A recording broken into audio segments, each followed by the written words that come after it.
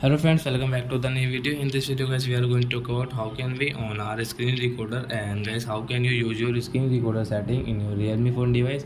In this video guys, we are going to talk about it. How can you on it? So before starting video friends, I want to tell you, if you need my channel and you are watching a video first time, so first of all go and subscribe my channel, click the bell icon and like my video. So friends, now time to start video. So first of all guys, scroll your phone and guys you can see your screen record. So guys, tap here. Then guys you can see this type of settings. So guys, your red one guys, tap here.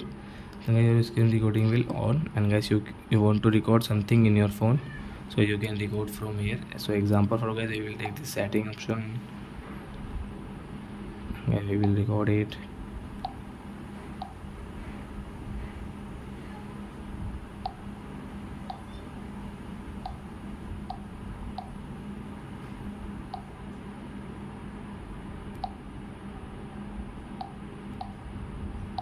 Yes, now we will stop it. And if you want to pause, so you can pause from here, and then you will tap here, it will record. Tap to view, and guys now you can see we have recorded this.